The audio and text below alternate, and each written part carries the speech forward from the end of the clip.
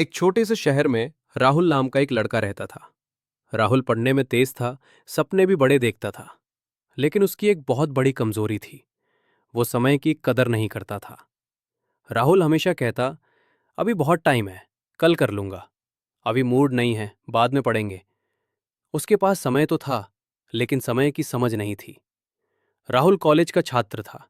उसके दोस्त रोज समय पर क्लास जाते, नोट्स बनाते और तैयारी करते।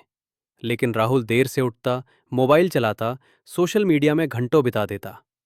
जब माँ कहती, बेटा राहुल, समय बहुत कीमती होता है, तो वो हंसकर जवाब देता, माँ टेंशन मत लो, सब मैनेज हो जाएगा।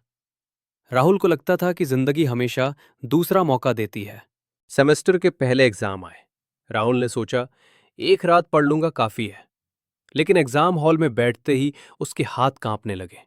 कई सवाल ऐसे थे जो उसने कभी ठीक से पढ़े ही नहीं थे। रिजल्ट आया। राहुल पास तो हो गया, लेकिन बहुत कम नंबरों से। दोस्तों ने कहा, भाई अभी भी समय है, संभल जा। लेकिन राहुल ने फिर वही बात दोहराई, अगले से पक्का। समय हाथ से निकलने लगा।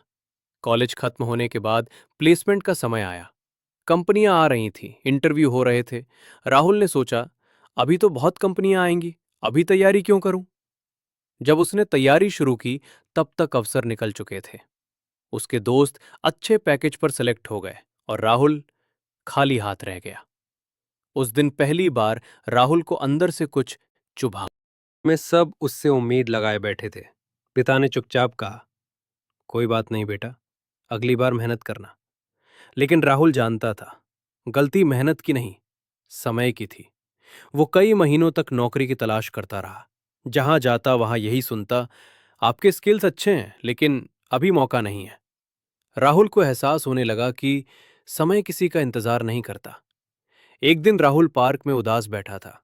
वहां एक बुजुर्ग व्यक्ति रोज की तरह टहल रहे थे। उन्होंने राहुल से पूछा, बेटा इतने परेशान क्यों हो।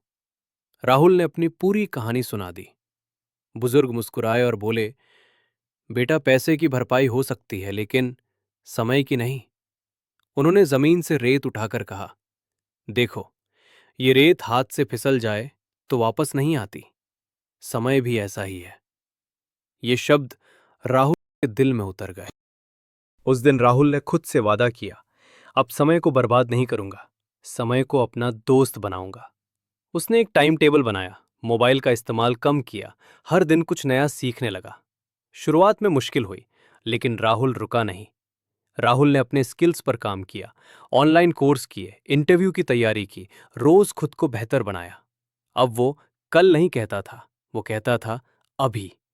धीरे धीरे उसके अंदर आत्मविश्वास लौटने लगा। राहुल को एक अच्छी कंपनी से कॉल आया। इंटरव्यू में उसने पूरे आत्मविश्वास से जवाब दिए। कुछ दिनों बाद मेल आया, congratulations, you are select. Rahul की आंखों में आंसू थे, लेकिन इस बार ये आंसू खुशी के थे।